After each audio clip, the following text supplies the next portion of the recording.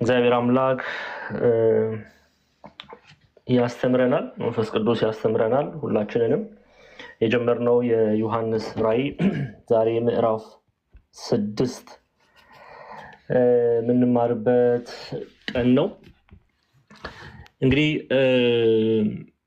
ዛሬ ራእይ ዮሐንስ ምዕራፍ 6 እግዚአብሔር አምላክ እስከፈቀደልን ድረስ ምናይ ይሆናል።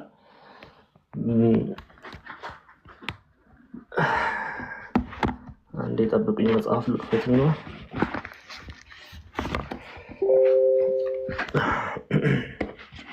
እሺ፣ ራእይ ዮሐንስ ምዕራፍ 6ን የምንመለከት ይሆናል። እሺ፣ አንዴ ቆይ፣ መምህራን ስለመጡ እነሱ አንድ ሰው ከገስት ላይ አንድ ሰው ብቻ አንድ ሰው ነው ያልኩት፣ አደራችሁን። ዲያቆን ክርስቶፎሮስ ስለመጡ ለሳቸው አንድ ቦታ እንልቀቅላቸውና ወደ ትምህርታችን እንሂድ። አንድ ሰው ብቻ አንድ ሰው። እሺ፣ አንቱ ሰላም ብለናል። ዲያቆንዬ እግዚአብሔር ይመስገን። እንደምን አሉ? ላይከ ወንጌል ዲያቆን ዛማኑኤል ሰላም ብያለሁ። ሁላችሁንም ይቀጥሉ። እንዴት አሉ? እግዚአብሔር ይመስገን፣ እግዚአብሔር ይመስገን። እሺ፣ እንግዲህ ምዕራፍ 6 ላይ ነን። እስካሁን ድረስ እግዚአብሔር አምላክ ያስተማረን ከመግቢያው ነው የጀመርን። ራእይ ዮሐንስ ከመግቢያው ጀምረን እስከ ምዕራፍ 5 ያለውን ተመልክተናል። ዛሬ ከምዕራፍ 6 እግዚአብሔር አምላክ እስከፈቀደልን ድረስ ምንማር ይሆናል ማለት ነው። እንግዲህ ምዕራፍ 6 የተገለጠው ወይም የተከፈተው የተፈታው ማህተም ምን ይዞ መጥቷል በቤተ ክርስቲያን ላይ የሚለውን ሐሳብ እንመለከታለን። እንግዲህ ዛሬ እንግዲህ የቤተ ክርስቲያንን ታሪክ፣ በቤተ ክርስቲያን ላይ የደረሰን መከራ፣ በሐዋርያት በነቢያት ላይ የደረሰን መከራ በዚህ ራእይ የምንመለከት ይሆናል። ቤተ ክርስቲያን በዘመናት በአላውያን ነገስታት ብዙ ፈተናን ብዙ መከራን አሳልፋለች። ዛሬም እያሳለፈች ነው። በአይሁዳውያን በማያምኑ ሰዎች በሚያምኑም በውስጧ ባሉ መናፍቃን በተለያዩ ዘመን በተነሱ ነገስታት ሮማውያን ቄሳሮች ብዙ መከራን ብዙ ፈተናን ቤተክርስቲያን አሳልፋለች። ብዙ እጅ መጫን በቤተክርስቲያን ታሪክ ተከስቷል ሆኗል። ያንን የምናይበት ቀን ነው ዛሬ። ያንን የምንማርበት ጊዜ ነው ዛሬ። ኦኬ፣ በቤተክርስቲያን በዘመናት የተነሱትን ፈተናዎች የምናይበት ዘመን ነው። ምዕራፍ 6 ማህተሙ ከተፈታ በኋላ ይህንን የቤተክርስቲያን ፈተና በቤተክርስቲያን ላይ የመጣውን ጦርነት ውጊያ ኦኬ በተለያዩ ቀለማት በተዋቡ ፈረሶች ምሳሌ እግዚአብሔር አምላክ ያስተምረናል። ስለዚህ ይሄን ትምህርት ራእይ ዮሐንስ ምዕራፍ 6ን በሁለት መርሃ ግብር ነው የምንከፍለው። ይሄ ዛሬ መጀመሪያው መርሃ ግብር ነው። ከዛም ዛሬ እንግዲህ ረቡዕ ነው። ዓርብ ዕለት ደግሞ ማጠቃለያውን እናያለን ማለት ነው። ማጠቃለያውን እናያለን ማለት ነው። እንደምታዩት በምስሉ ላይ እንደምታዩት 4 ፈረሶች ታያላችሁ። ነጭ ፈረስ ታያላችሁ፣ ቀይ ፈረስ ታያላችሁ፣ ጥቁር ፈረስ ታያላችሁ፣ አረንጓዴ የሚመስል ፈረስ ታያላችሁ። እያንዳንዱ ፈረሶች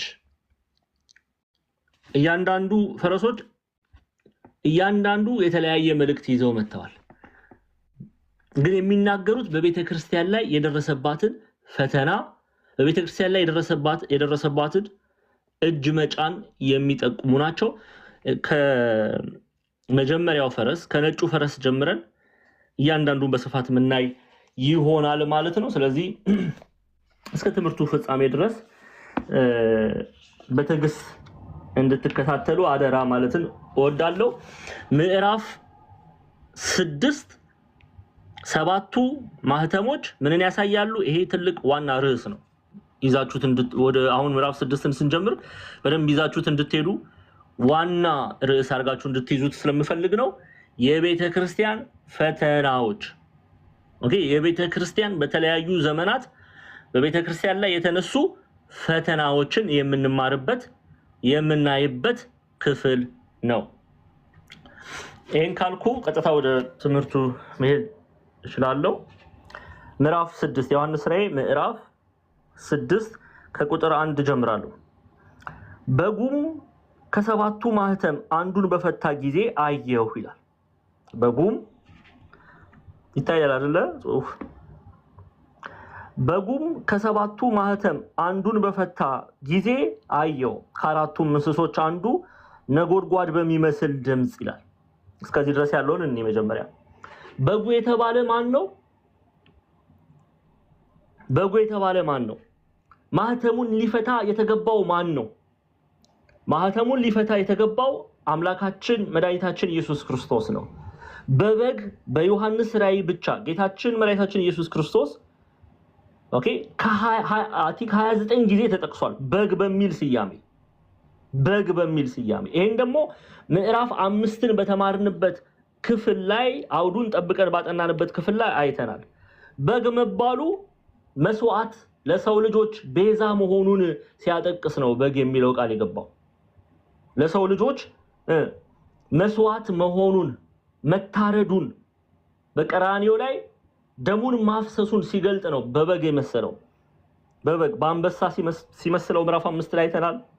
በበግ ሲመስለው ምዕራፍ 5 ላይ አይተናል። በሌሎችም የመጽሐፍ ቅዱስ ክፍል ላይ አይተናል። ዮሐንስም በመጥምቁ ዮሐንስም በዮሐንስ ወንጌል ላይ በዚህ አጠራር ሲጠራው እንመለከታለን። የዮሐንስ ወንጌል ምዕራፍ 1 ትከፍቱልኛላችሁ። ቁጥር 29 ላይ መጥምቁ ዮሐንስ ጌታችን መድኃኒታችን ኢየሱስ ክርስቶስን ሲያየው በምን አይነት አጠራር ነው የጠራው? ይኸው በነገውም ዮሐንስ ኢየሱስን ወደ እርሱ ሲመጣ አይቶ እንዲህ አለ፣ እነሆ የዓለምን ኃጢአት የሚያስወግድ የእግዚአብሔር ምን አለው? በግ። እነሆ የዓለምን ኃጢአት የሚያስወግድ የእግዚአብሔር በግ ብሎ ሲጠራው እናያለን። በራእየ ዮሐንስም ብዙ ቦታ በዚህ አጠራር ይጠራል። በግ የተባለው አምላካችን መድኃኒታችን ኢየሱስ ክርስቶስ ነው። ኦኬ፣ ወደ ራእየ ዮሐንስ ልመልሳችሁ። ልክ ክፍሉን ስትጀምሩ ምዕራፍ 6 ነው ዛሬ። በጉም ኢየሱስ ክርስቶስ ማህተሙን ሊፈታ የተገባው እርሱ እንደሆነ በምዕራፍ 5 ላይ አይተናል። እሱንም ደግመን ማህተሙን ይፈታው ዘንድ መባሉ ምን ማለት ነው? ሚስጥሩን ይገልጥ ዘንድ መጽሐፉን ይከፍት ዘንድ የተገባው እርሱ ነው። ኢየሱስ ክርስቶስ ስለምን እንደዚህ ያለ? ለምንድን ነው ማህተሙን ሊፈታ የተገባው ለምን ተባለ ቢሉ እሱ ስለኔና ስለናንተ ምን ሆኗል? ቤዛ ሆኗልና። ኦኬ፣ መስዋዕት ከፍሏልና ራሱ መስዋዕት አቅራቢ ሆኖ ራሱ መስዋዕት ሆኖ ራሱ መስዋዕት ተቀባይ ሆኖ ጠላት ዳቢሎስን ድል አድርጓልና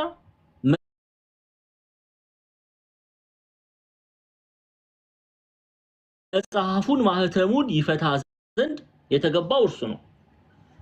ስለዚህ በዙፋኑም ላይ ምዕራፍ 5 ላይ እንደምናየው ከሽማግሌዎቹም አንዱ አታልቅስ፣ እነሆ ከይሁዳ ነገድ የሆነው አንበሳ እርሱም የዳዊት ስር መጽሐፉን ይዘረጋ ዘንድ ሰባቱንም ማህተም ይፈታ ዘንድ ድል ነስቷልና አለኝ።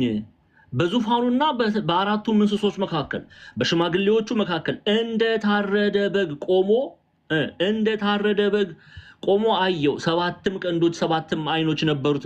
እነርሱም ወደ ምድር ሁሉ የተላኩ የእግዚአብሔር መናፍስት ናቸው። መጥቶም በዙፋኑ ላይ ከተቀመጠው ከዚያ ከቀኝ እጁ መጽሐፉን ምን አለው? ወሰደው። መጽሐፉን ይፈታ ዘንድ የተገባው እርሱ ነውና። ይሄን ክፍል ምዕራፍ 5ን ባጠናንበት አውድ ላይ በደንብ አይተናል፣ በደንብ ተምረናል። ምዕራፍ 5 በደንብ ተረድታችኋል። ስለዚህ ወደ ኋላ መመለሱ የተገባ አይደለም። ዛሬ ከምዕራፍ 6 ነው የምንጀምረው። እሺ፣ ስለዚህ መለስ ብለን እንድናይ ያደረኩት በግ የተባለው ማን እንደሆነ እንድትረዱ፣ መጽሐፉን ይፈታ ዘንድ የተገባው ማን እንደሆነ እንድታውቁ ለማስታወስ ያህል ነው። ስለዚህ ምዕራፍ 6 ነው ዛሬ እግዚአብሔር አምላክ እስከፈቀደልን የምንማረው። እንግዲህ አራቱን በፈረስ የተመሰሉት በተለያዩ ቀለማት የተዋቡት ምሳሌያቸው፣ ትምህርቱ፣ ሚስጥሩ ምንድነው የሚለውን እናያለን። ከዛ ደግሞ አልፎ 7ቱ ማህተም የቤተክርስቲያን መከራ፣ ስደት፣ በቤተክርስቲያን ላይ እጅ መጫንን የሚያሳዩትን 7ቱን ማህተም አንድ ባንድ እናያለን ማለት ነው። በዚህ ምዕራፍ እንግዲህ የቤተክርስቲያንን ስደት ነው የምናየው። ከአይሁዳውያን የደረሰባትን ስደት፣ ከሮማውያን ቄሳር የደረሰባትን መከራ፣ ስደት፣ እንግልት ምናይ ይሆናል። እሺ፣ በጉም ከ7ቱ ማህተም አንዱን በፈታ ጊዜ፣ በጉም የተባለው ማን ነው? ኢየሱስ ክርስቶስ። ከ7ቱ ማህተም አንዱን በፈታ ጊዜ አየሁ ይላል። ኦኬ፣ ስለ ማህተሙ ስለ መጽሐፉ ምዕራፍ 5 ላይ አይተናል። 7 መባሉ ፍጹም ሚስጥርን ማቀፉ፣ ይሄ መጽሐፍ ፍጹም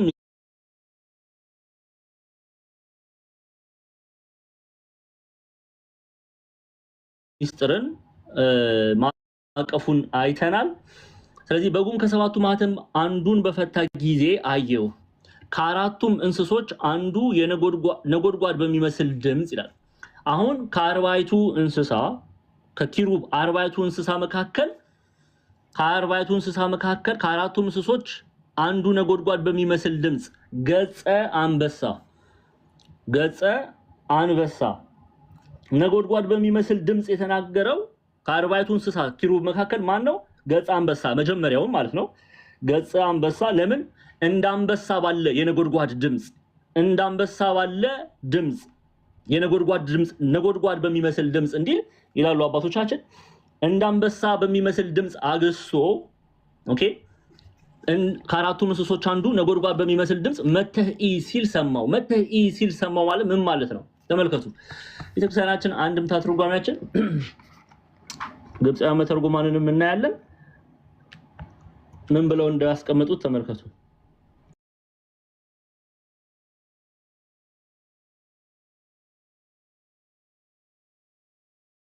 ከ7ቱ ስራ አንዱን ስራ በሰራ ጊዜ፣ ኦኬ፣ ከ7ቱም ስራ አንዱን ስራ በፈታ ጊዜ ሚስጥሩን ሚስጥሩን በገለጠ ጊዜ፣ ከ7ቱ ስራ አንዱን ስራ በሰራ ጊዜ ከአራቱ ኪሩቤል ማለትም ገጸ አንበሳ፣ ገጸ ሰው፣ ገጸ ላም እና ገጸ ንስር ማለት ነው። መቼም ይሄንን አርባይቱ እንስሳ ራዕየ ዮሐንስን ስንማር በስፋት ባለፉት ምዕራፎች አይተናል። ሰዓታችን ለመጠበቅ ወደኋላ እንመለስም። ደግመ ያን ክፍል አስተምረን እንደማትሉኝ ተስፋ አደርጋለሁ። ምክንያቱም ኦልሬዲ ተምረናልና። ከአራቱም ኪሩቤል አንዱን ላሳይህ አለኝ። ኦኬ፣ ምንድነው አሁን የምናየው? የመጀመሪያው በቤተክርስቲያን ላይ የደረሰውን ፈተና መከራ ምናይ ይሆናል ማለት ነው። እሺ፣ አኬ ገብቷል እንዴ? ሰላም ብያለሁ። ሰላም ላንተ ይሁን አማኑ። ቀጥሉ፣ እየሰማን ነው። እሺ፣ ተባረክልኝ። እሺ፣ እግዚአብሔር አምላክ ያክብርልኝ። እሺ፣ ለአቴንዳንስ እንዳይሆን የገባው በደንብ መማር አለበት እንዳይወጣ። አኬ እኮ ከመወድለት ባህሪያቶች መካከል ትምህርት ቦታ አይደራደርም እና በተለይ መጽሐፍ ቅዱስ ትምህርት ላይ ደስ የሚል እይታ አለው እና በጣም ነው እኔም ደስ የሚለኝ። መጽሐፍ ቅዱስን ሰዎች ይማሩ ያውቁ ዘንድ እጅጉን የሚተጋ ወንድም ነው። አኪዬ ያው ታውቃለህ ምን ያህል እንደምወድህ። እግዚአብሔር አምላክ መልካምነትን ያብዛልህ። እሺ እንቀጥል። አላወኩም እንደነበርክ። እሺ ከአራቱ እንስሶች አንዱ ነጎድጓድ በሚመስል ድምጽ ይላል። ነጎድጓድ ማለቱን ያነሱና አባቶቻችን በነገራችን ላይ ኢትዮጵያውያን ሊቃውንት ብቻ ሳይሆን ግብፃውያን መተርጉማንም ነጎድጓድ እንዳንበሳ አይነት ድምጽ ባለው ቃል እንዳንበሳ አይነት ድምጽ አሰምቶ ነጎድጓድ በሚመስል ድምጽ ያሰማው ገጸ ከኪሩብ ገጸ አንበሳ ኦኬ ከአርባዕቱ እንስሳ ገጸ አንበሳ ነው። የመጀመሪያውን ማህተም ሲፈታ ሚስጥሩን መጥቶ ያይ ዘንድ መጥተህ ኢሲል ሰማው የሚለው ገጸ አንበሳ ብለው ሊቃውንቱ ይሰጡታል። መጥተህ ኢሲል ሰማው ይላል። ቁጥር 2 ላይ አየሁም እነሆ አምባ ላይ ፈረስ ወጣ ይላል። አምባ በተባለው ነጭ ማለት ነው። ኦኬ አምባ ላይ ፈረስ ወጣ። ነጭ አምባ ማለት ነጭ ማለት ነው። ኦኬ ነጭ ደግሞ በመጽሐፍ ቅዱስ የምን ምሳሌ ነው ብለናል? መቼም የተማራችሁ ተማሪዎች ነጭ የምን ምሳሌ ነው? የአሸናፊነት ድል የማድረግ ምሳሌ ነው። ይሄንን በራዕይ ዮሐንስ ምዕራፍ 3 ቁጥር 5 ላይ አይተናል። ለአብነት ያህል ለሰርዴስ በተላከው ቤተክርስቲያን መልእክት ላይ የራዕይ ዮሐንስ ምዕራፍ 3 ቁጥር 5 ላይ ስትመለከቱ ይሄው ድል የነሳው እንዲሁ በነጭ ልብስ ይጎናጸፋል ይላል። ምን የነሳው? ድል የነሳው እንዲሁ በነጭ ልብስ ይጎናጸፋል። ስለዚህ ነጭ የንጽህና የድል አድራጊ ምሳሌ ነው። ኦኬ ድል የማድረግ ምሳሌ ተደርጎ በቤተክርስቲያን ይወሰዳል። ስለዚህ ራዕይ ዮሐንስ ምዕራፍ 6 ላይ ስትመጡ የመጀመሪያው ፈረስ በጉም ከሰባቱ ማህተም በፈታ ጊዜ ከአራቱ እንስሶች እንደ ነጎድጓድ በሚመስል ድምጽ መጥተህ ሲል ሰማው ካለ በኋላ አየሁም እነሆ አምባ ላይ ፈረስ ወጣ። ኦኬ በእርሱም ላይ የተቀመጠው ቀስት ነበር ይላል። አምባ የተባለ ነጭ ነው። አምባ ላይ መባል ነጭ ማለት ነው። ኦኬ አምባ ላይ ፈረስ ወጣ ይላል። ከዛ ቀጥልና ደግሞ በእርሱም ላይ የተቀመጠው ቀስት ነበረው።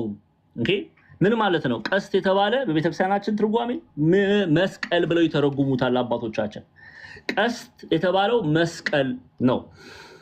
አሁን ክፍሉን ቃል በቃል እናየውና ይሄ መጀመሪያው ፈተና ምን ነው የሚያሳየው የሚለውን ሐሳብ እናያለን። ኦኬ በእርሱም ላይ የተቀመጠው ቀስት ነበረው አክሊልም ተሰጠው ይላል።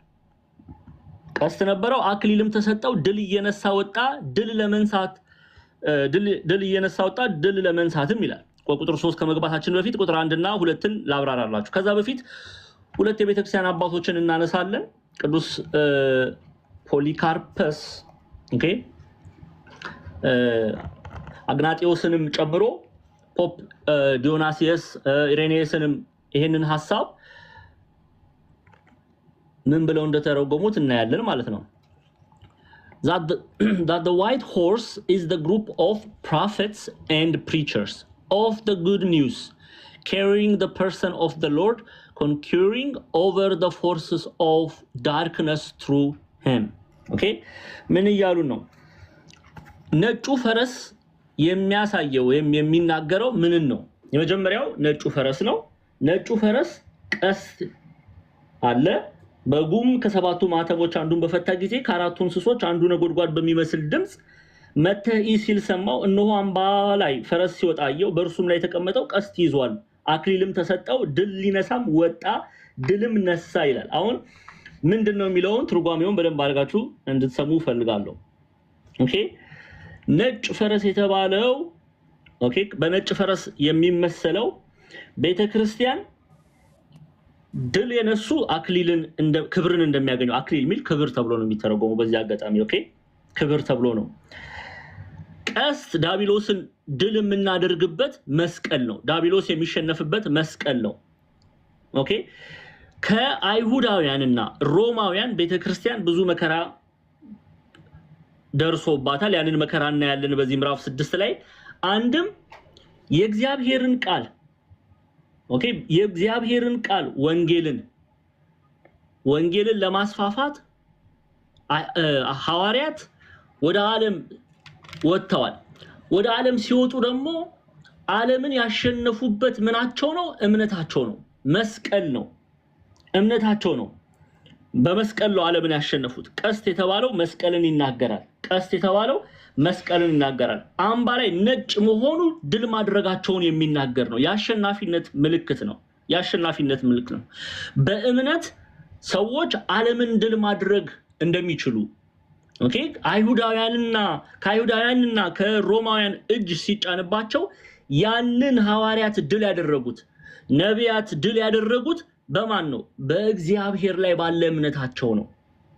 እና ይሄንን ነው የሚናገረው። ነጭ መሆኑ ደግሞ ድል አድራጊዎች መሆናቸውን ለመግለጽ የገባ ቃል ነው።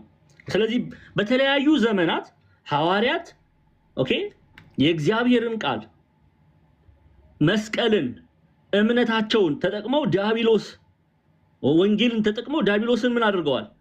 ድል አድርገውታል፣ አሸንፎታል። እንድሪያስ ዘቂሳሪያ የሚባል ሊቅ በየዘመናቱ የተነሱ ሐዋርያት ልክ እንደተወረወረ ቀስት ዲያብሎስን የሚመታውን ወንጌል ወደየቦታው ላኩት እያለ ይናገራል። ስለዚህ ቤተክርስቲያን ላይ የተለያየ አይነት ፈተና ሲደርስ ሐዋርያት፣ ነቢያት በትምህርታቸው በእምነታቸው ጠላትን ድል ያደርጋሉ። ለዛ ነው በነጭ የመጀመሪያው ፈረስ በነጭ የተመሰለው። በነጭ የተመሰለው ወይም አምባ ላይ የሚለው ነጭ ማለት ነው። የአሸናፊነት ምልክት ነው። በዛ የመመሰሉ ሚስጥር ሰማዕታት ዲያብሎስን በእግዚአብሔር ቃል በመስቀል ድል እንደነሱት በነጭ ፈረስ ላይ እንደተቀመጡ ሆነው ድል እንደነሱት በቤተክርስቲያን ምሳሌ ይመሰላሉ። ዛሬ እኔና እናንተ ጠላትን ድል የምናደርገው በምንድን ነው? በእምነታችን ነው። በምንም አይደለም። በመስቀል ነው ድል ልናደርገው የምንችለው። በምንም ድል ልናደርገው አንችልም ክፉ ዲያብሎስን።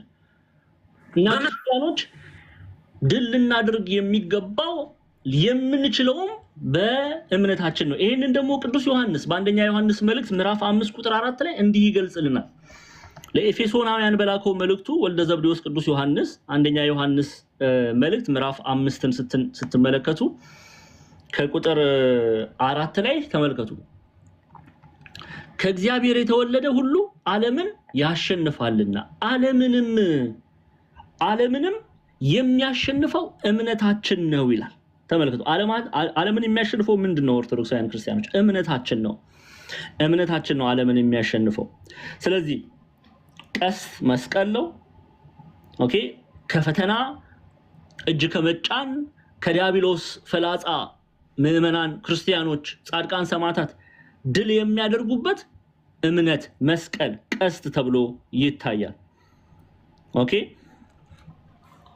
ስለዚህ ዲያብሎስ በቀስት የሚሸነፍበት ምልክት ነው። ይሄንን ነው ራዕየ ዮሐንስ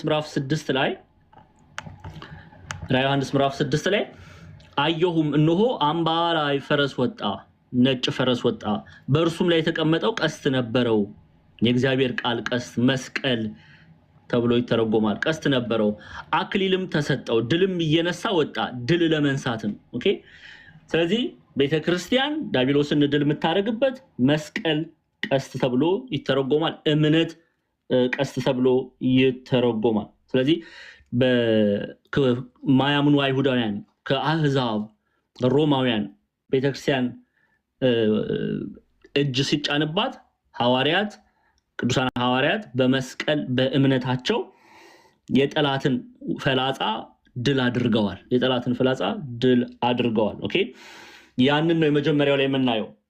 ስለዚህ ከዚህ ክፍል ላይ እንድትይዙልኝ የምፈልገው በተለይ ቁጥር 1 እና 2 ላይ ገጸ ከአርባቱ እንስሳ ከአራቱ ኪሩብ የመጀመሪያው ገጸ አንበሳ ነው መተህ ያለው።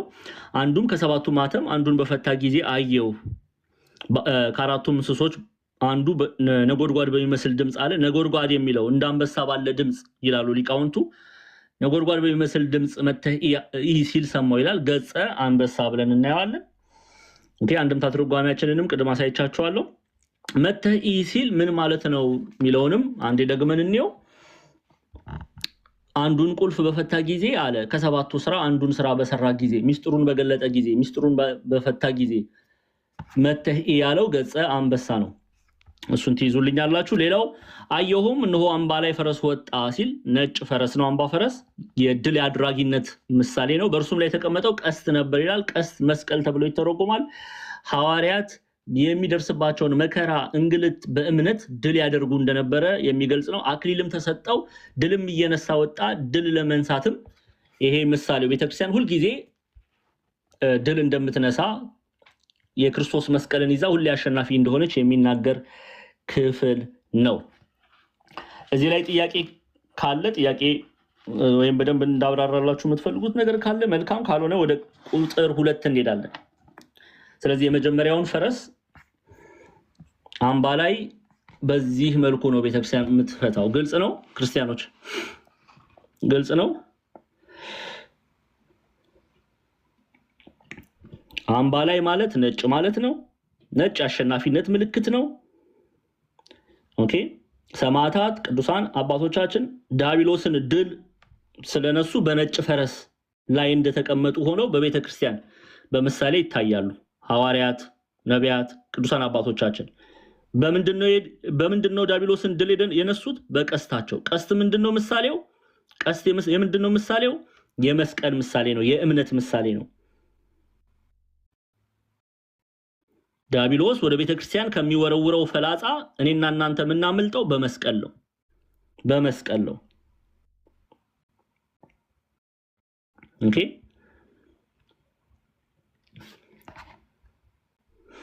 እሺ እንቀጥል። ግልጽ ነው አይደለ? ወደ ሁለተኛው እንሂድ። ወደ ሁለተኛው እንሂድ።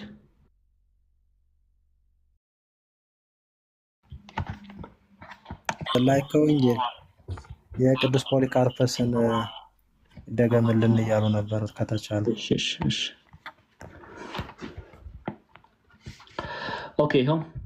that the white horse is the group of prophets and preachers of the good news, carrying the person of the Lord, conquering over the forces of darkness through him. Okay, the white horse is the group of prophets and preachers. Okay, መምህራን፣ አገልጋዮች፣ ነቢያት፣ preachers፣ ሐዋርያት ምሳሌ ነው። ኦኬ፣ እነሱ carrying the good news፣ የእግዚአብሔር ቃል good news የተባለ ወንጌል ነው። good news የተባለ የእግዚአብሔር ቃል ነው። conquering over the forces of darkness through him፣ በእግዚአብሔር ቃል good news በተባለ ወንጌል የጠላትን የጨለማን ኃይል ድል እያደረጉ መሄዳቸውን በጨለማው ኃይል ላይ ድል ማድረጋቸውን የሚገልጽ ነው ነጩ ፈረስ። ግልጽ ነው።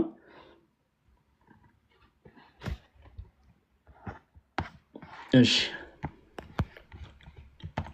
በነገራችን ላይ አግናጢዮስ ብቻ ሳይሆን ፖሊካርፐስ ብቻ ሳይሆን ፖፕ ዲዮናስዮስ፣ ኢሬኔዮስም በዚህ ሐሳብ የሚስማሙበት ሐሳብ ነው። ምስራቃውያን ቤተክርስቲያን አባቶችም ኢትዮጵያን ሊቃውንትም ይሄንን ነጩን ፈረስ እንዲህ ነው የሚተረጉሙት። እሺ ቁጥር 3 ሁለተኛ ማህተም በፈታ ጊዜ ሁለተኛ እንስሳ። በነገራችን ላይ በፈረስ ምሳሌ የምናያቸው አሁን ላይ ለምሳሌ በፈረስ ምሳሌ የምናያቸው ለጦርነት ወይም ደግሞ ለውጊያ ቤተክርስቲያን ይሄ መልእክቱ አሁን የምናየው የጦርነት የውጊያ መልእክት መሆኑን ለማጠቀስ ነው። ለምሳሌ ጌታችን መድኃኒታችን ኢየሱስ ክርስቶስ በአህያ ሲገባ ሰላምን ምሳሌ አድርጎ ይወሰዳል። በፈረስ መሆኑ ደግሞ ጦርነት፣ ጠላት ዲያብሎስ በቤተክርስቲያን ላይ የከፈተውን ጦርነት ለማጠቀስ ነው። ኦኬ፣ በፈረስ መባሉ ራሱ ከዛ ጋር ተያይዞ ያለ ሚስጥር አለው። ኤኒዌይስ ሁለተኛውን ማህተም በፈታ ጊዜ ሁለተኛው እንስሳ ማለትም ሁለተኛው እንስሳ የተባለው ከአርባዕቱ ኪሩብ ኦኬ፣ ከአርባዕቱ እንስሳ ሁለተኛው እንስሳ መተህ ሲል ሰማው ይላል። ሁለተኛ ማህተም በፈታ ጊዜ ሁለተኛው እንስሳ መተህ ሲል ሰማው። ሌላ ዳማ ፈረስ ወጣ፣ በእርሱም ላይ ለተቀመጠው ሰላምን ከምድር ይወስድ ዘንድ ሰዎችም እርስ በርሳቸው እንዲተራረዱ ስልጣን ተሰጠው፣ ታላቅም ሰይፍ ተሰጠው ይላል። ኦኬ፣ ሁለተኛው የተባለው ቀይ ይሄ ማለት ቀይ በቀይ ዳማ ማለት ቀይ ከለር የሚመስል ኦኬ፣ ቀይ ከለር የሚመስል ይሄ ደግሞ ፈረስ የሚያሳየው በቤተ ክርስቲያን ላይ የሚደርሰውን መከራ፣ ስደት፣ እንግልት የሚያሳይ ነው። ኦኬ፣ በሮማውያን በአይሁዳውያን እጅ ቤተ ክርስቲያን ብዙ መከራን አሳልፋለች። ሐዋርያት ብዙ መከራን፣ ብዙ እንግልትን፣ ብዙ መገረፍን አሳልፏል። ለአብነት ያህል ሐዋርያው ቅዱስ ጳውሎስን ብንወስድ በሐዋርያት ሥራ ምዕራፍ 14 ላይ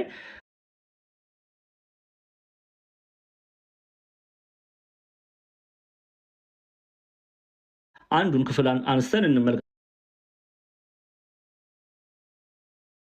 ሐዋርያት ሥራ ምዕራፍ 14 በልስጥራን የሆነውን ማየት እንችላለን። ይኸው ወንጌል በሚሰብኩበት ጊዜ ያላመኑ ክፉ አይሁዳውያን ሮማውያን እጅ ይጭኑባቸው ነበር። እጅ መጫን ማለት መከራ ያጸኑባቸው ነበር። ለአብነት ያህል ሐዋርያው ቅዱስ ጳውሎስና በርናባስ በልስጥራን የደረሰባቸውን እንመልከት።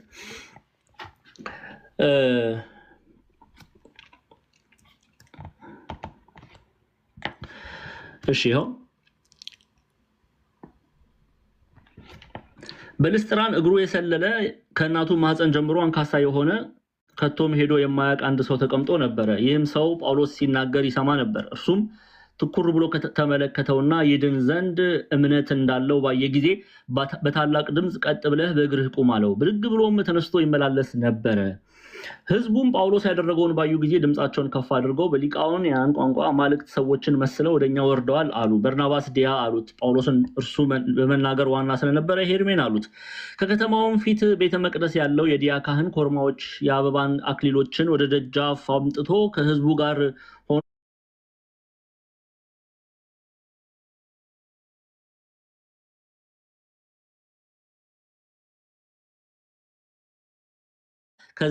ከሰማይ ዝናብ ፍሬ የሚሆንበትን ወራት ሲሰጥን ልባችንን በመብልና በደስታ ሲሞላው ራሱን ያለ ምስክር አልተወም። ይህንም ብለው እንዳይሰውላቸው ሕዝቡን በጭንቅ አስተዋቸው።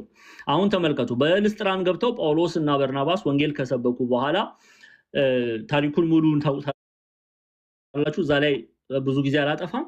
በልስጥራን እያሉ ክፉ አይሁዳውያን እና ከአንጾኪያ እና ከኢቆንዮን የመጡ ይከተሏቸው የነበሩ አይሁዳውያን ወደ ልስጥራን ተከትሏቸው ገብተው ምን እንደሚያደርጉ ተመልከቱ። አይሁድ ግን ከአንጾኪያ እና ከኢቆንዮን መጡ። ህዝቡንም አባብለው ማለት የልስጥራንን ህዝብ አባብለው ጳውሎስን ወገሩ። የሞተም መስሏቸው ከከተማ ወደ ውጭ ጎተቱት። ደቀ መዛሙርት ግን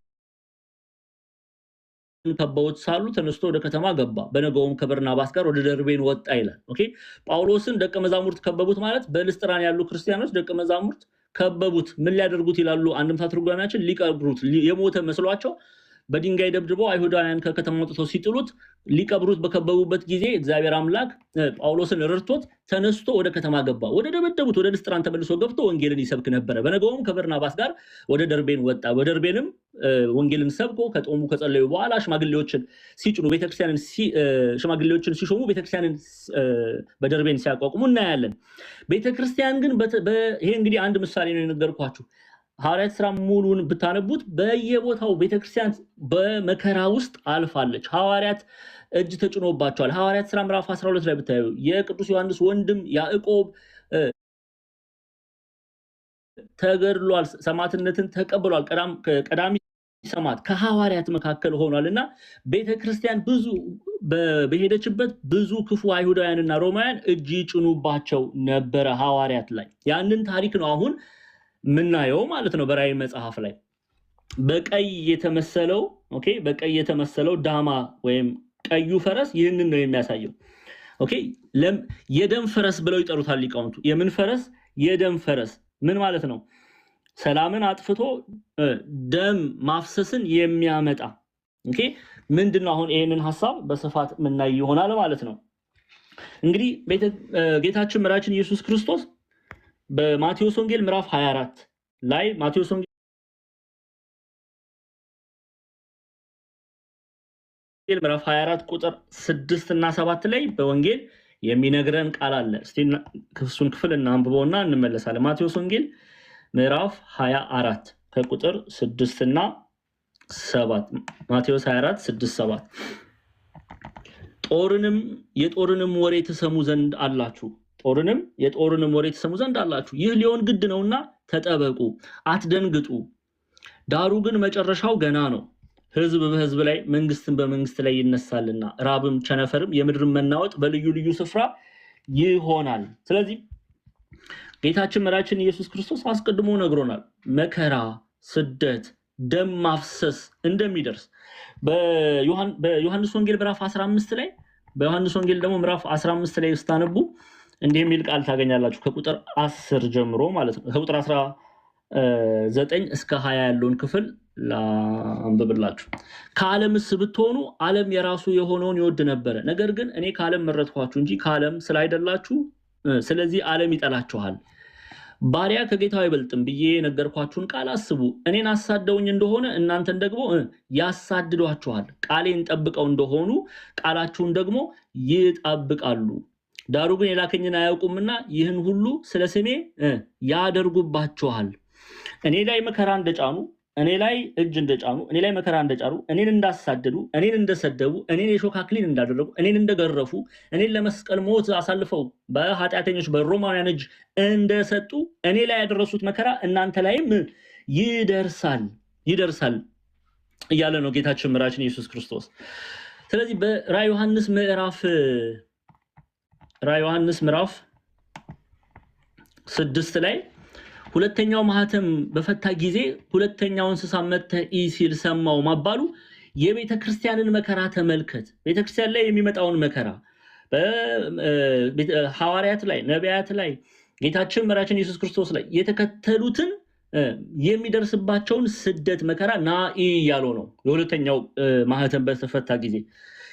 ይሄ እንግዲህ አባቶቻችን ሲነግሩን ከአሕዛብ ከአይሁድ በቤተ ክርስቲያን ላይ የሚደርስ ስደት፣ እንግልት፣ መከራ፣ መገረፍ ሁሉን የሚናገር ነው። ይሄ በመጀመሪያዎቹ ዓመታት ቤተክርስቲያን በጣም በሮማውያን በትፈተን ነበረ። ሮማውያን በቄሳሮች በጣም ሐዋርያት ይፈተኑ ነበረ፣ ዋጋ ይከፍሉ ነበረ እና ያንን መከራ ብዙ ደም ፈሷል። ታሲተስ የሚባል የሮማዊ ታሪክ ጸሐፊ ነው እና በሮም ኔሮን የሚባለው ክፉ ቄሳር ክርስቲያኖችን እያቃጠለ ተመልከቱ። ክርስቲያኖችን እያቃጠለ በብርሃን ከስጋቸው የሚወጣውን ይሄ ብርሃኑን እንደ ሻማ ይጠቀምበት ነበረ። ኦኬ፣ እንደ ሻማ ይጠቀምበት ነበረ። እነ ቅዱስ አግናጢዮስ አይታቸዋል። በሮም ለአናብስት ተሰጥተዋል። እነ ቅዱስ ፖሊካርፐስ በእሳት ተቃጥለው እግዚአብሔር አምላክ ታምሩን አብስቶላቸው በእሳቱ እንኳን አልገድል ሲላቸው በሴፍ ሲገደሉ አይታቸዋል። ከዛ ውስጥ ደግሞ መልካም መዓዛ ያለው ሽታ ሲወጣ፣ የቅዱሳን ሽታ ሲወጣ በታሪክ ተጽፎ እናነባል። ይሄ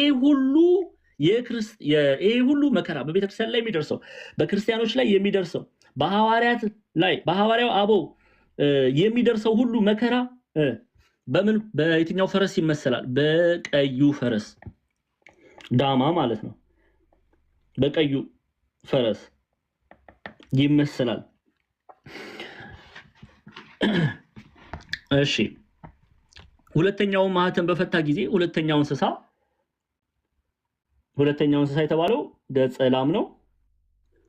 መጥቶ ሲል ሰማው። ሌላም ዳማ ፈረስ ወጣ፣ በእርሱም ላይ ለተቀመጠው ሰላምን ከምድር ይወስድ ዘንድ ሰዎችም እርስ በርሳቸው እንዲተራረዱ ስልጣን ተሰጠው፣ ታላቅም ሰይፍ ተሰጠው ይላል። ታላቅም ሰይፍ ተሰጠው።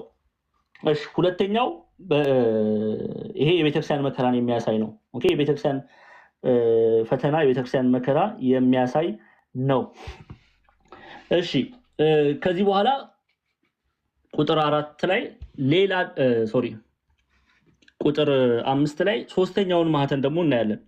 ሶስተኛው ማህተም በፈታ ጊዜ ሶስተኛው እንስሳ መጥቶ ሲል ሰማው። ይህንን እንስሳ ገጸ ንስር ብለው አባቶች ያስቀምጡታል። ሶስተኛው ማህተም በፈታ ጊዜ ሶስተኛው እንስሳ መጥቶ ሲል ሰማው። አየሁም፣ እነሆም ጉራቻ ፈረስ ወጣ፣ ጥቁር ፈረስ ማለት ነው። በእርሱም ላይ የተቀመጠው በእጁ ሚዛን ያዘ ይላል። ኦኬ፣ ሶስተኛው ማህተም በፈታ ጊዜ ስለ 7 ማህተም ነው። 7 ማህተም ነው። በደንብ አድርጋችሁ ስሙ። ነጩን አይተናል፣ ቀዩን አይተናል። አሁን ሚዛን ያዘ በጥቁር ወይም ጉራቻ ፈረስ ሶስተኛው የተባለው ገጸ ንስር ነው። ኦኬ፣ ኪሩብ ማለት ነው።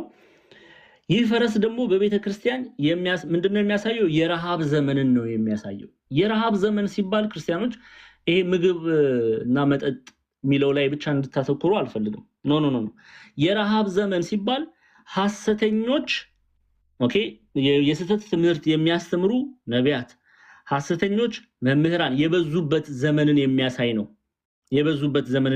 ነው።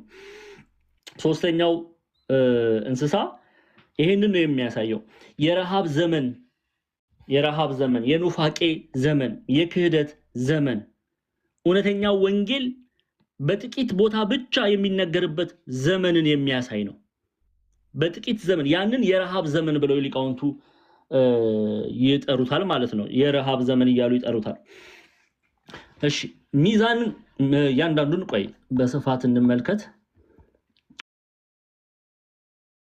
እሺ ሶስተኛው ማህተም በፈታ ጊዜ ሶስተኛው እንስሳ ከአርባዕቱ እንስሳ ሶስተኛው እንስሳ ገጸ ንስር ይሉታል አባቶቻችን። መተህ ኢ ሲል ሰማው። ኦኬ ራዩን ኢ፣ ሚስጥሩን ኢ፣ ተረዳ፣ ስራውን ሲሰራ ኢ ብለው ይተረጉሙታል። እሺ ምንድነው? አየሁም ማለት እነሆም ጎራቻ ፈረስ ወጣ ወይም ጥቁር ፈረስ ወጣ፣ በእርሱም ላይ የተቀመጠው በእጁ ሚዛን ያዘ ይላል። በእርሱም ላይ የተቀመጠው በምኑ? በእጁ ሚዛን ያዘ። ምን ማለት ነው?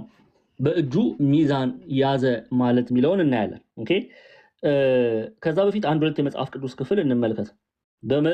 በዘመን ፍጻሜ የረሃብ ዘመን እንደሚመጣ ጌታችን አስተምሮናል በማቴዎስ ወንጌል ምዕራፍ 24 ላይ። የማቴዎስ ወንጌል ምዕራፍ 24 ከቁጥር 7 ላይ ተመልከቱ። ህዝብ በህዝብ ላይ መንግስትን በመንግስት ላይ ይነሳል። ይሄንን አይተናል በቀዩ ፈረስ ምሳሌ። ከዛስ ደግሞ ራብም ቸነፈርም የምድርም መናወጥ በልዩ ልዩ ስፍራ ይሆናል። በነገራችን ላይ የማቴዎስ ወንጌል ምዕራፍ 24 ነው ራዕየ ዮሐንስ ምዕራፍ 6 ላይ የምታዩት። ኦኬ ኦርደሩን በተለይ ከነጩ ፈረስ በኋላ ማለት ነው። ከነጩ ፈረስ በኋላ ህዝብንም በህዝብ ላይ መንግስትን በመንግስት ላይ ይነሳል። ራብም ቸነፈርም የምድርም መናወጥ በልዩ ልዩ ስፍራ ይሆናል።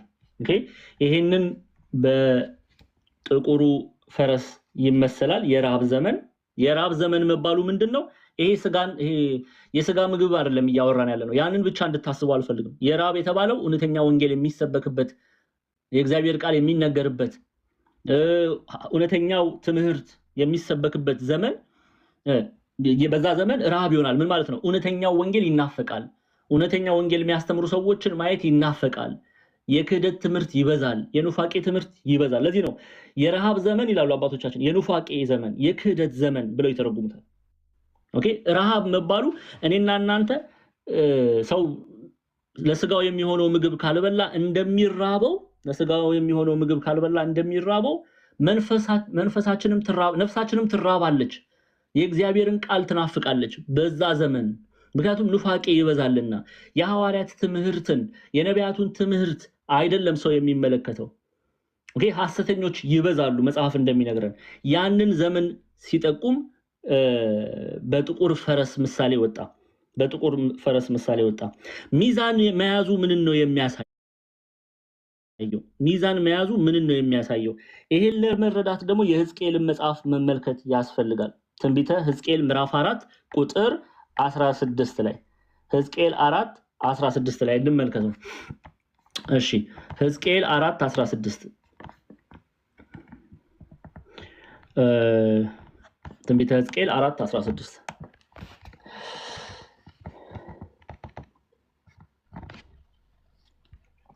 ደግሞም እንዲህ አለኝ ይላል፣ የሰው ልጅ ሆይ የኢየሩሳሌም እንጀራ በትር እሰብራለሁ፣ እየፈሩም እንጀራን በሚዛን ይበላሉ ይላል። በደንብ ያዙልኝ። እየፈሩም እንጀራን በሚዛን ምን ይላሉ? ይበላሉ። እየደነገጡም ውሃን በልክ ይጠጣሉ። ይህም እንጀራና ውሃ ወንጌል በጣም ይቅርታ ትንሽ ፈጥኗል እየተባለ ነው ዛሬ። አይሰማም? ፈጥነዋል ትንሽ። ቀስ ልበል? እሺ እሺ። እንደሱ ኮሜንት አላየሁም ለዛ ነው የገባሁት። ይቅርታ ይቀጥል። እሺ እየፈጠኑ ነው። ሪኮርድ እኮ ይደረጋል ሁሉም ነገር። አርፍደው መተው ነው ስንት ሰዓት እንደገባን ሰዓታችን እኮ ሼር አድርጉ፣ ኮፒ ሊንክ አድርጉ በማለት ጨርሰን እኮ ነው ዲያቆንዬ። እሺ ለምትጽፉ ካላችሁ ሪኮርድ ስላለ እሺ ልቀጥልሽ። እሺ ሚዛን መባሉ ምንን ያሳያል? ሚዛን መባሉ ምንን ያሳያል? ሚዛን መያዙ ምንን ያሳያል? ይሄን ለመረዳት የሕዝቅኤልን መጽሐፍ መመልከት ያስፈልጋል። ሕዝቅኤል ምዕራፍ 4 ቁጥር 16 ላይ ነው እያነበብኩ ያለሁት። ደግሞም እንዲህ አለኝ፣ የሰው ልጅ ሆይ የኢየሩሳሌምን እንጀራ በትር እሰብራለሁ፣ እየፈሩም እንጀራን በሚዛን ይበላሉ፣ እየደነገጡም ውሃን በልክ ይጠጣሉ። ይህም እንጀራንና ውሃን እንዲያጡ እርስ በርሳቸው እንዲደነቁ በኃጢአታቸውም እንዲሰለስሉ ነው ይላል። ምን ማለት ነው? ምን እያለ ነው? ሚዛኑ የሚያሳየው የረሃቡ ጽኑነትን ነው። ኦኬ፣ የረሃቡ ጽኑነትን በዛ ዘመን በዘመነ ረሃብ፣ በዘመነ ኑፋቄ፣ በዘመነ ክህደት ሚዛን መያዙ የሚያሳየው ቅድም ሕዝቅኤል ምዕራፍ 4 ቁጥር 16 ላይ እንዳነበብ ነው የሚያሳየው የኑፋቄው የረሃቡ ጽኑነትን ነው። የጸና ይሆናል፣ የበረታ ይሆናል፣ ታላቅ ይሆናል፣ ታላቅ ረሃብ ይነሳል። እውነተኞች ሐዋርያት፣ እውነተኞች ነቢያት የሚናፈቁበት ዘመን ነው። የሐሰት ትምህርት ይበዛል። ያንን ነው እያየን ያለ ነው። የሐሰት ትምህርት ይበዛል። ስለዚህ ሚዛን መያዙ ሚስጥሩ ቅድም እንዳየነው ሕዝቅኤል ላይ ኢየሩሳሌምን እንጀራ በትር ሰብራለሁ ካለ በኋላ እየፈሩም እንጀራን በሚዛን ይበላሉ አለ። እየፈሩም እንጀራን በምን ይበላሉ አለ? በሚዛን ይበላሉ። ይሄ የሚያሳየው የረሃቡን ክፋት ነው፣ የረሃቡን ጽኑነት ነው። በዚህ በራዕየ ዮሐንስ ላይም ሚዛን መያዙ የዘመኑን ኑፋቄ፣ የክህደት፣ የረሃብ ዘመን ጽኑነትን የሚያሳይ ነው። ጽኑነትን የሚያሳይ ነው። ከኔ ጋር ናችሁ ክርስቲያኖች?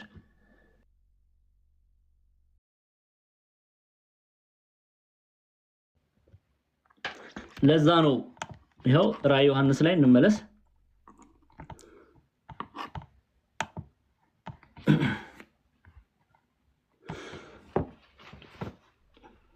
እሺ ንገሩኝ፣ ከፈጠንኩ ችግር የለም። ዲያቆን ክርስቶፎሮስም አስቁሙኝ።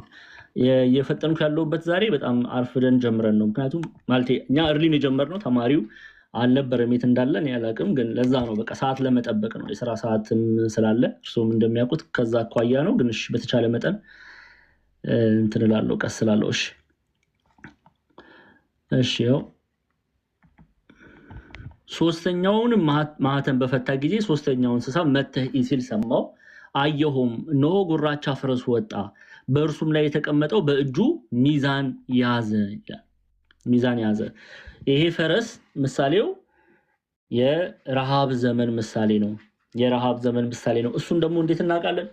እዛው ቁጥር 6 ላይ ምዕራፍ 5 ላይ ያለውን ቁጥር 6 ላይ እንዲህ ይለናል። በአራቱም እንስሶች መካከል ድምፅ፣ አንድ እርቦ ስንዴ በዲናር፣ 3 እርቦ ገብስም በዲናር፣ ዘይትም ወይንም አትጉዳ ሲል ሰማሁ ይላል። አሁን ይሄንን ደግሞ ምን ማለት ነው የሚለውን ሐሳብ እናያለን። እንግዲህ ገጸ ንስር ነው ይሄ እንስሳ። ይሄንን ሚስጥር እየገለጠ ያለው ገጸ ንስር ነው። የመጀመሪያው ገጸ አንበሳ ነው። ከዛ ገጸ ላም፣ ገጸ ንስር። የረሃብ ዘመን ነው ብለናል። ኦኬ፣ የዘመኑ የኑፋቄ ዘመን፣ የክህደት ዘመን ተብሎ ይተረጎማል። ሚዛን መያዙ የዘመኑ ኑፋቄ፣ ክህደት፣ ረሃብ መጽናቱን የሚያሳይ ነው።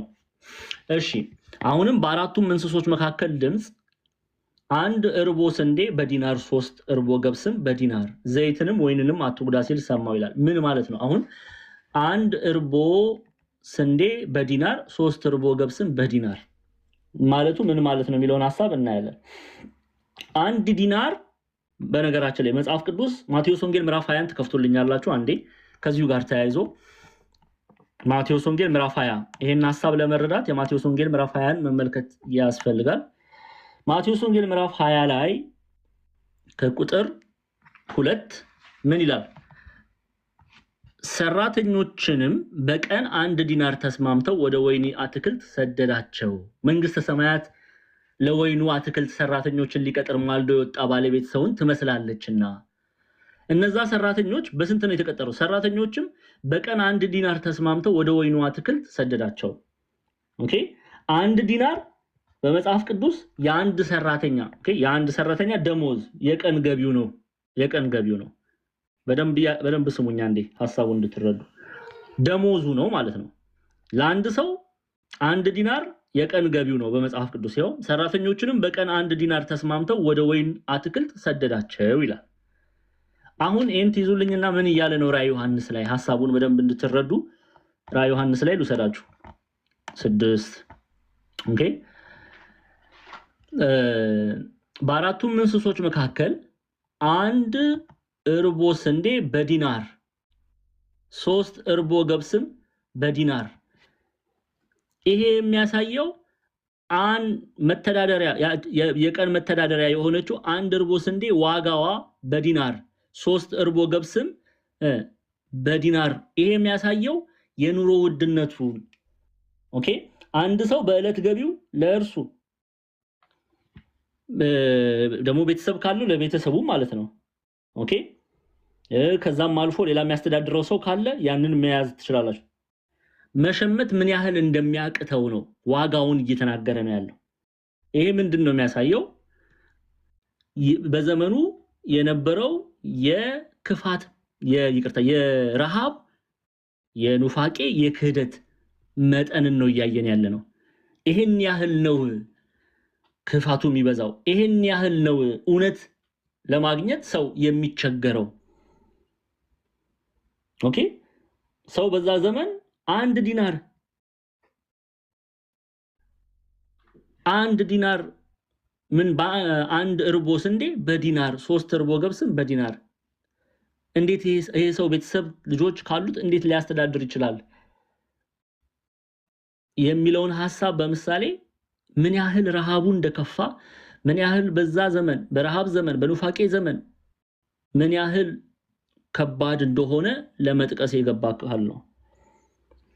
ከዛ ደግሞ ዘይትንና ወይንን አትጉዳ ሲል ሰማው ይላል። ዘይትና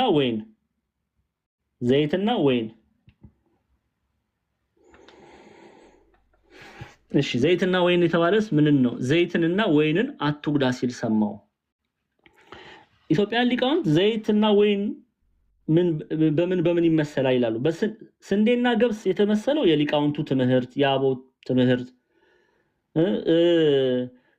ዘይትና ወይንም በዘይትና በወይንም የተመሰለው መንፈሳዊ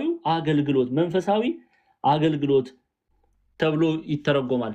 ምንም አንድ እርቦ ስንዴ በዲናር 3 እርቦ ገብስም በዲናር ዘይትንም ወይንንም አትጉዳ ሲል ሰማው ማለት ምንም ረሃብ ቢሆን ምንም ኑፋቄ ቢበዛ ኦኬ ምንም ስተት ትምህርት ቢበዛ ጥቂት ቢሆንም በዛ በረሃብ ዘመን እውነት የሚናገሩ በሰዎች ዘንድ ያልታወቁ በእግዚአብሔር ዘንድ የታወቁ ኦኬ በሰዎች ዘንድ የተጠሉ በእግዚአብሔር ዘንድ የተወደዱ እግዚአብሔር አምላክ እውነተኛውን የእግዚአብሔር ቃል የሚያስተምሩ ኦኬ በወይን በዘይት የተመሰሉ መንፈሳዊ ህይወት ያላቸው ሰዎች እንዳሉ የሚናገር ክፍል ነው። በረሃቡም ዘመን ተስፋ እንዳለን ጥቂት ቢሆንም ያ ተስፋው ግን ተስፋ እንዳለን የምንመለከትበት ክፍል ነው ማለት ነው።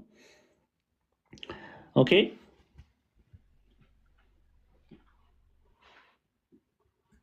ስለዚህ ጥቂት የሆነ ዘይትንና ወይን ጥቂት የሆነ መንፈሳዊ ስራ ያላቸው ጥቂት የሆኑ መንፈሳዊ ስራን የሚሰሩ ሰዎች እንዳሉ የሚጠቅስ ክፍል ነው። ስለዚህ ፈተና ቢበዛ መከራው ቢበዛ በዛ ዘመን እንኳን ኑፋቄው ቢበዛ ጥቂት የሆኑ ሰዎች እንዳሉ ለማሳየት የገባ ክፍል ነው። ለዛ ነው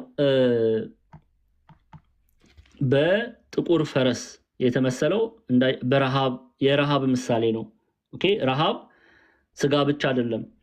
የስጋ ብቻ አይደለም። ይሄ ምን በላው ምግብ ሳይሆን ያንን ብቻ ሳይሆን መንፈሳዊ ረሃብ ተብሎ ይወሰዳል። እሺ አሁን አራተኛውን ደግሞ እናያለን። እየፈጠንኩ ነው ወይስ ድንገት ቀስ ልበል?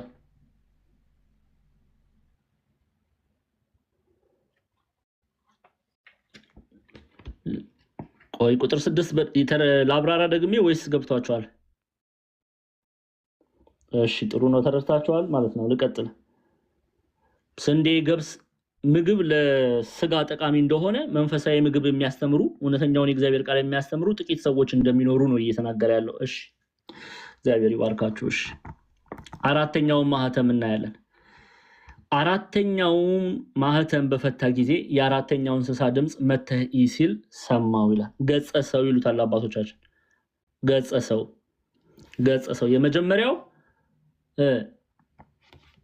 ገጸ አንበሳ፣ ከዛስ ገጸ ላም ከዛስ ገጸ ንስር ከዛስ ገጸ ሰው ገጸ አንበሳ ድል አድራጊነትን የሚናገር ገጸ ላም መስዋዕት ሲሆን ቀይ ደም አይደለም የሚፈሰው በቀይ ይመሰላል ገጸ ንስር ኦኬ ንስር የእግዚአብሔርን እውነተኛውን መለኮታዊ ሐሳብ የሚያስተምሩ በረሃብ ዘመን ጥቂት ቢሆኑም እንደሚገለጡ የሚያሳይ ገጸ ሰው ነው እንደሞ ምናየው ገጸ ሰው ገጸ አንበሳ አይተናል ገጸ ላም አይተናል ገጸ ንስር አይተናል ገጸ ሰው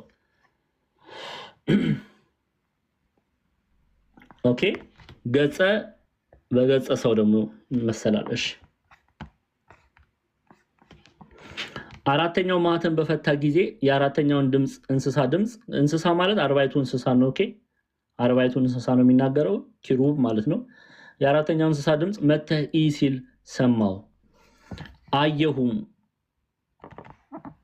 አየሁም እነሆም ሐመር ፈረስ አረንጓዴ መልክ ያለው ፈረስ ማለት ነው ወጣ በእርሱም ላይ የተቀመጠው ስሙ ሞት ነበረ ሲኦልም ተከተለው በሰይፍና በራብም በሞትም በምድርም አራዊት ይገድሉ ዘንድ ከምድር በአራተኛው እጅ ላይ ስልጣን ተሰጣቸው ይላል ኦኬ ገጸ ሰብ አራተኛው እንስሳ በሐመር ፈረስ ወይም አረንጓዴ በሚመስል ፈረስ ላይ ምን አየ ነሆም ሐመር ፈረስ ወጣ በእርሱም ላይ የተቀመጠው ስሙ ሞት ነበረ ኦኬ አባቶቻችን በትርጓሜ እኔ ክርስቶስ ነኝ ብሎ የሚመጣው ሐሳዊ መሲህ መንግስት የሐሳዊ መሲህ መንግስት ነው ይሄ ምዕመናንን ለማጥፋት ኦኬ የማይጠቀመው የማይመለከተው መንገድ አቅጣጫ እንደሌለ የሚጠቅስ ክፍል ነው ይሄንን ሐመር ፈረስን በሐሳዊው መሲህ መንግስት ይመስሉታል በሐሳዊው መሲህ መንግስት ይመስሉታል እሱን በነጥብ መጽሐፍ ቅዱስን አስረጃ አድርገን እንሄዳለን ይሄው አየሁም እነሆም ሐመር ፈረስ በእርሱም ላይ የተቀመጠው ስሙ ሞት ነበርና ይላል ስሙ ሞት ነበርና ይላል ለምንድነው ስሙ ሞት ነበር ሲል ከእግዚአብሔር መንግስት ስለሚለይ ክርስቲያኖች እኛ ከእግዚአብሔር መንግስት ከተለየን ሞተናል ኦኬ ስለዚህ ስሙ ሞት ነበረ ይሄ የሚሰብከው ስብከት የሐሳዊውን ትምህርት ነው የሚያስተምረው ስሙ ሞት ነበር ይለናል ሰውን ከእውነተኛው እምነት ከእውነተኛው ክርስቶስ ነቅሎ በማውጣት ወደ ሞት ይጨምራልና ወደ ዘላለማዊ ሞት ያመጣልና ስሙ ሞት ነበረ ይለናል ኦኬ ስሙ ሞት ነበረ ይለናል ሲኦልም ተከተለው በሰይፍም በራብም በሞትም በምድርም አራዊት ይገድሉ ዘንድ ከምድር በአራተኛው እጅ ላይ ስልጣን ተሰጣቸው ይላል ሲኦልም ተከተለው ጥፋት ተከተለው ኦኬ ይሄ የሐሳዊ መሲህ መንግስት የሚሰብክ ከሱ ጋር ምን አለ ሲኦል አለ ማለት ነው ዘላለማዊ ጥፋት አለ ማለት ነው ዘላለማዊ ህይወት በዛ አይገኝም ማለት ነው ከእግዚአብሔር መንግስት ይለያል ማለት ነው ሲኦል ከእግዚአብሔር መንግስት መለየት ማለት ነው ከእግዚአብሔር መንግስት መለየት ማለት ነው ኦኬ ስለዚህ ሐመር ፈረስ ወጣ በእርሱም ላይ የተቀመጠው ስሙ ሞት ነበረ ሲኦልም ተከተለው በሰይፍና በራብ በሞትም በምድር በሰይፍና በራብ በሞትም ይላል እነዚህን ሶስት ነጥቦች እንያዝ ሰይፍ ራብ ሞት ምን ይላል በምንም አይነት መልኩ ምዕመናንን ከእግዚአብሔር መንግስት ይለያልና ነው ይገድላቸዋል ይዋጋቸዋል እጅ ይጭንባቸዋል ማለት ያሳድዳቸዋል ኦኬ በምንም በራብም እንዳይለውጡ እንዳይገዙ መከራን ይጭንባቸዋል ክርስቶስን እንዲክዱ በምንም አይነት መኩል በሰይፍም ሆነ በራብም በሞትም ይፈተናቸዋል እጅ ይጭንባቸዋል ኦኬ እሺ በምድርም አራዊት ይገድሉ ዘንድ ከምድር በአራተኛው እጅ ላይ ስልጣን ተሰጣቸው ይላል በምድርም አራዊት ይገድሉ ዘንድ በምድርም ላይ በአራተኛው እጅ ላይ ስልጣን ተሰጣቸው ይላል ኦኬ ይሄን ሐሳብ እንዴ ምን ማለት ነው በሰይፍ በራብ በሞት በምድርም አራዊት እንዲበሉ ከሱ ሸሽተው ደግሞ ያመለጡ አራዊት አንድም በምድር አራዊት ማለት ስጋን አጥንትን ደምን ኦኬ የሚወስዱ ክፉ አራዊት አንድም ደግሞ በምድር አራዊት የስህተት ትምህርትን በሚያስተምሩ ክፉ ሰዎች እንዲበሉ ያደርጋቸዋል በስህተት ትምህርት እንዲጠፉ ያደርጋቸዋል ታስታውሳላችሁ ሐዋርያው ቅዱስ ጳውሎስ በሮሜ መጽሐፍ ላይ የሮሜ ሰዎች ምዕራፍ 8 ምንድነው ያለው ከክርስቶስ ፍቅር ማን ይለየናል መከራ ወይስ ጭንቀት ወይስ ስደት ወይስ ራብ ወይስ ራቁትነት ወይስ ፍርሃት ወይስ ሰይፍ ነውን ስላንተ ቀኑን ሁሉ እንገደላለን እንደሚታረዱን በጎች ተቆጠርን ተብሎ እንደተጻፈ ነው በዚህ ሁሉ ግን በወደደን በእርሱ ካሸናፊዎች እንበልጣለን ሞት ቢሆን ሕይወትም ቢሆን መላእክትም ቢሆኑ ግዛትም ቢሆን ያለውም ቢሆን የሚመጣውም ቢሆን ኃይላትም ቢሆኑ ከፍታም ቢሆን ዝቅታም ቢሆን ልዩ ፍጥረትም ቢሆን በክርስቶስ ኢየሱስ በጌታችን ካለ ከእግዚአብሔር ፍቅር ሊለየን እንዳይችል ተረድቻለሁ ይላል ተረድቻለሁ ሌላ ደግሞ ሐዋርያው ቅዱስ ጳውሎስ ለተሰሎንቄ ምዕመናን የተናገረው አለ በሁለተኛ ተሰሎንቄ 2:10 ሁለተኛ ተሰሎንቄ ምዕራፍ 2 ቁጥር 10 ላይ ተመልከቱ ሐሳዊው መሲህ ሲመጣ ምን ያደርጋል የሐሳዊው መሲህ መንግስት መገለጫው ምልክቱ ምንድነው ቅድም ምን ብያቸዋለሁ ራዕይ ዮሐንስ ላይ ሐዋርያው ቅዱስ ጳውሎስን ከማየታችን በፊት ራዕይ ዮሐንስ ላይ ምን ብያቸዋለሁ በምን አይነት አገላለጽ ይገለጣል ይሄው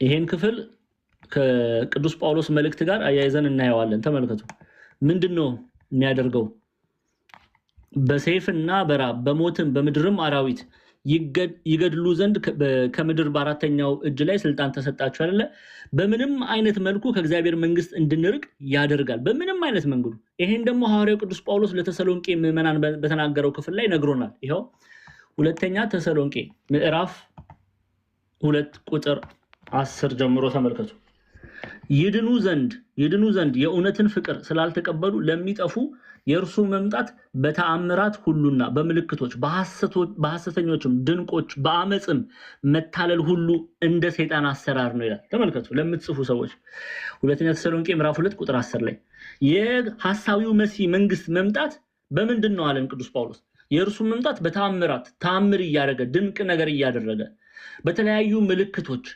በሐሰተኞች ድንቆችን በአመጽም መታለል ሁሉ እንደ ሰይጣን አሰራር ነው ማይጠቀመው ነገር የለም ምትሃት ይጠቀማል አመጻን ይጠቀማል ጅመጫንን ይጠቀማል ድንቅን በማድረግ ይጠቀማል ይሄንን ሁሉ ግን የሚያደርገው ለምንድን ነው ከእግዚአብሔር መንግስት ምዕመናንን ለመለየት የእግዚአብሔርን ሰዎች ለመለየት ነው ሐዋርያው ቅዱስ ጳውሎስ ይሄንን አስቀድሞ ነግሮናል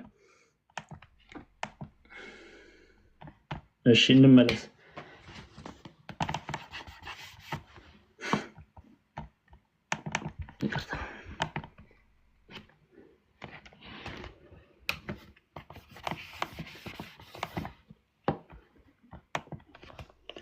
ስለዚህ በሰይፍና በራብ በሞትም በምድርም አራዊት ይገደሉ ዘንድ ከምድር በአራተኛው እጅ ላይ ስልጣን ተሰጣቸው ይላል ከምድር በአራተኛው ስልጣን ተሰጣቸው እሺ ምን ማለት ነው ከምድር በአራተኛው እጅ ላይ ስልጣን ተሰጣቸው የሚለው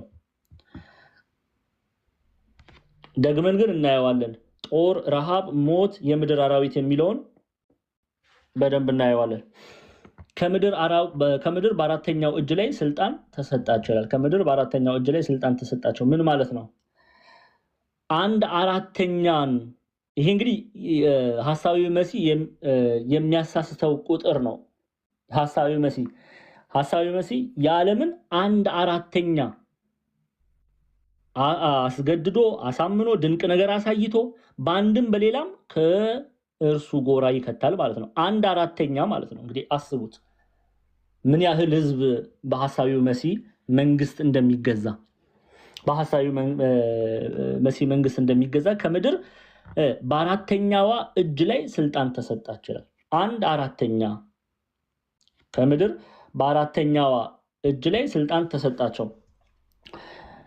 እሺ ከዛ በፊት ደግመን ጦር ረሃብ ሞት የምድር አራዊት የሚለውን ሐሳብ ደግመን እንየው እሺ ረሃብ ይሄው በምንድነው መከራን የሚያደርገው በረሃብ አንዱ ይህ ምንድነው ብያቸዋለሁ የምግብ ረሃብ ይሄ ስጋዊ ረሃብ ብቻ አይደለም መንፈሳዊ ረሃብ ብለው ይተረጉሙታል የእግዚአብሔር ቃል እንድትራብ ያደርጋል።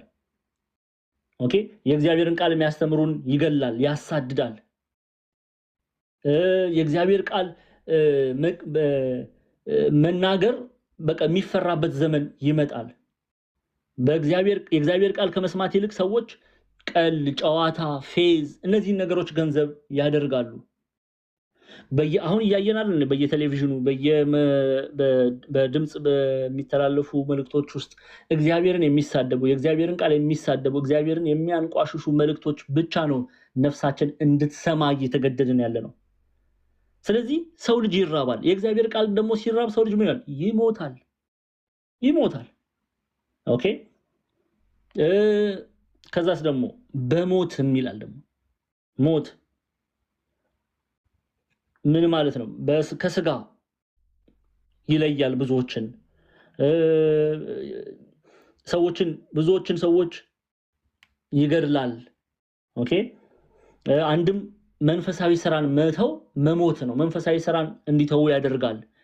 በምድር አራዊት የምድር አራዊት የተባሉት ቅድም እንዳልኳችሁ ደምን የሚያፈሱ ክፉ ግብር የሚያደርጉ ሐሰተኞች ኦኬ ክፋትን የሚፈጽሙ ይሰለፋሉ ለሱ መንግስት።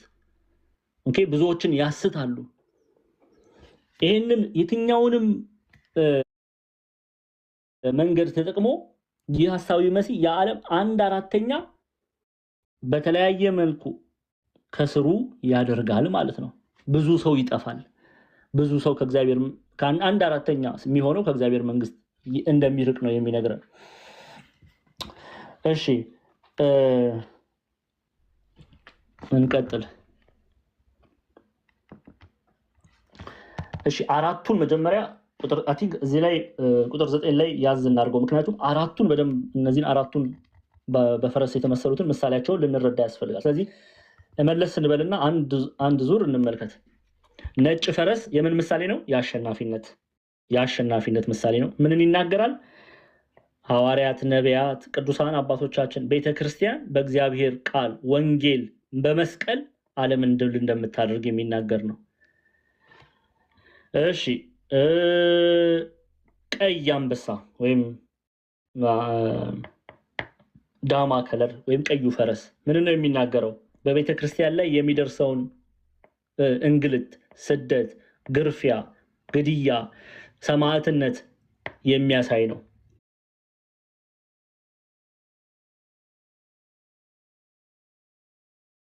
በክፉ አይሁዳውያን ሮማውያን እጅ መደብደብን የሚያሳይ ነው በቤተክርስቲያን ታሪክ ዘንድ። ጥቁር ፈረስ የሚያሳየው ረሃብ፣ ቸነፈር፣ ስደት፣ ኦኬ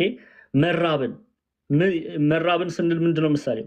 መንፈሳዊ ትምህርት፣ እውነተኛው የሐዋርያት የነቢያት ትምህርት የማይነገርበት ዘመን፣ የሚናገሩ የሚሰደዱበት ዘመን፣ የሚታሰሩበት ዘመን ምሳሌ ነው። ኦኬ በአረንጓዴ በሚመስል የተመሰለው የሐሳዊው መሲህ መንግስት ምሳሌ ነው። ሐሳዊው መሲህ በአንድም በሌላም ቤተክርስቲያንን እንደሚፈትን፣ ቤተክርስቲያን ላይ እጁን እንደሚጭን፣ መከራ እንደሚያመጣ በተለያየ መንገድ ድንቅን በማሳየት በመግደል በማሳደድ ኦኬ ሰዎችን በማስፈራራት ከስሩ ከእግዚአብሔር መንግስት እያወጣ ከስሩ እንደሚያደርግ የተገለጸ ምሳሌ ነው። ስለዚህ አራቱን ማህተሞች በዚህ መልኩ ነው የምንረዳቸው። ግልጽ ነው አይደለ ክርስቲያኖች? ግልጽ ነው።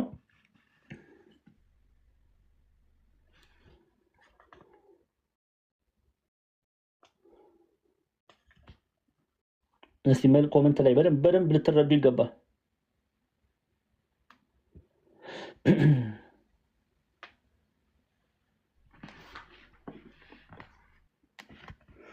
እነዚህ አራቱ ፈረሶች ሐሳቡ ገብቷቸዋል። ተባረኩ። እግዚአብሔር አምላክ ይባርካችሁ። አስታውሱ የቅዱስ ጳውሎስን ቃል ይሄው ይድኑ ዘንድ የእውነትን ፍቅር ስላልተቀበሉ ለሚጠፉ የእርሱ መምጣት በታምራት ሁሉና በምልክቶች በሐሰተኞች ድንቆች በአመፅ መታለል ሁሉ እንደ ሰይጣን አሰራር ነው ይለናል ቅዱስ ጳውሎስ።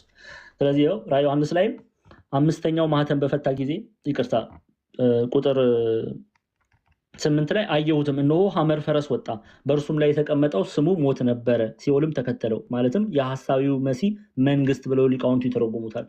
ሐሳዊው መሲህ መንግስት፣ ጥፋት፣ ሞት፣ መጨረሻው ዘላለማዊ ሞት ከእግዚአብሔር መለየት እንደሆነ ነው የሚነግረን።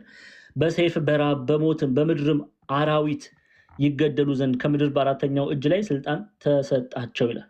ኦኬ ይሄ ምንን ያሳይ? 1/4 የሚሆነውን ብዙ ህዝብ እንደሚከተለው እነዛን ህዝብ ግን በምን አድርጎ ነው ያከማቸው?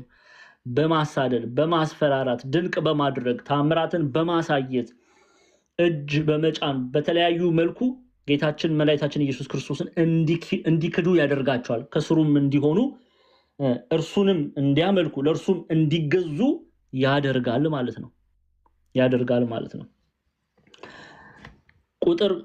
ቁጥር 8ን ጨርሰን ቁጥር 9 በተለይ ዓርብ ዕለት ስንጨርስ ከዛ ደግሞ የተገደሉ ሰማዕትነት የተቀበሉ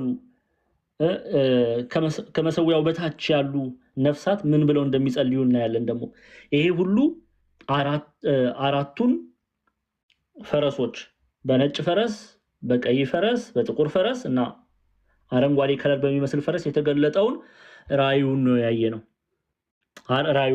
ስለዚህ አንዴና መጨረሻ ጊዜ ደግምላችኋለሁ እና እንጨርሳለን።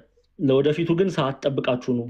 አሁን እኛ ብዙ ሰዓት ነው ሼር አድርጉ ስንል የቆየ ነውና ያም ሰዓት ይወስዳል ከትምህርቱ ላይና እባካችሁን ቶሎ ስለ የነበረው ለዚህ ነው፣ ሰዓት ለመጠበቅ የሥራ ሰዓት እየተቃረበ ስለሆነ ነው። ኤኒዌይስ ነጭ ፈረስ የድል አድራጊዎች ፈረስ ነው። ደግሞዋለሁ፣ ድል ማድረግን ይናገራል። ቤተክርስቲያን ቀስት በተባለ መስቀል ሃይማኖት ክፉ ድል እንደምታደርግ የሚገልጽ ነው። ቀይ ፈረስ የሰማዕታትን ዘመን ያስታውሰናል። ለክርስቶስ ለወንጌል የሚከፈል ዋጋ ቤተክርስቲያን ላይ ክፉ ሮማውያን አይሁዳውያን ያደረሱባቸውን መከራ የምናይበት ክፍል ነው። ጥቁር ፈረስ የረሃብ ፈረስ ረሃብ መባሉ የእውነተኛዋ ወንጌል ማትሰበክበት ዘመን ይመጣል። ሰዎች እውነተኛውን ወንጌል መስማት ማይፈልጉበት ዘመን ይመጣል። አረንጓዴ ፈረስ ሐሳዊው መሲህ መንግስት ምሳሌ ነው። በአንድም በሌላም ቅዱስ ጳውሎስ በተሰሎንቄ መልእክቱ ላይ እንደነገረን በአንድም በሌላም ተአምራትን ምትሃትን ድንቅን እያደረገ ሰዎችን እየገደለ ከሰው እያጋጨ እያስፈራራ ከእግዚአብሔር መንግስት እንድንለይ የሚያደርገው የሐሳዊው መሲህ መንግስት ተብሎ ይተረጎማል። ግልጽ ነው። አንዴ ኮሜንት ላይ ግልጽ ነው አይደለ ክርስቲያኖች? በጣም ጥሩ። እሺ እግዚአብሔር አምላክ ይባርካችሁ። ያስተማረን የገሰጸን የቅዱሳን አባቶቻችን አምላክ ጌታችን አምላካችን አባታችን መድኃኒታችን ኢየሱስ ክርስቶስ ስሙ ከአጥናፍ እስከ አጥናፍ የከበረ የተመሰገነ ይሁን። እጅጉን የምንወዳት እናታችን ቅድስት ንጽሕት ድንግል ማርያም ጸሎቷ ምልጃዋ ከኔና ከእናንተ ጋር ይሁን። ራዕየ ዮሐንስ ምዕራፍ 6 ክፍል 1 ነው። ክፍል ሙሉ ፍጻሜውን ዓርብ ዕለት ሙሉውን እንጨርሳለን።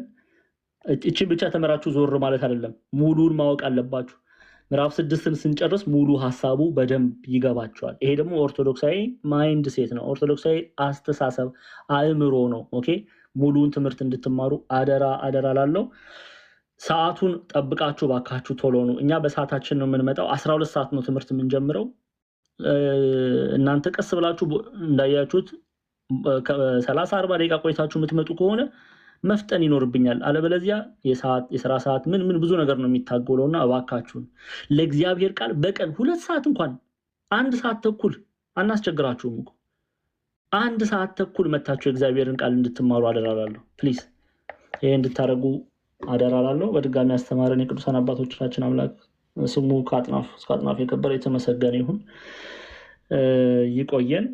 ቀሲስ አባታችን መላኩ ቀሲስ መላኩ ይፍሩም፣ ዲያቆን ክርስቶፎሮስ፣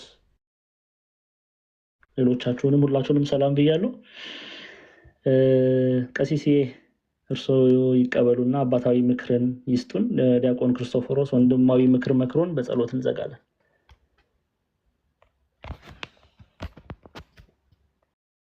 እግዚአብሔር ይስጥልን። ዲያቆን ቃለ ሕይወትን ያሰማልን፣ ተስፋን ጊዜ ሰማያትን ያወርስልን። እኔስ ትንሽ ሳሰልስ ነው እየተማርኩ እየሰማሁ ያለሁት።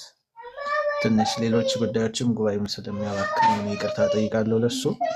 ትምህርቱ ግን በጣም መሰረታዊ ትምህርት ነው።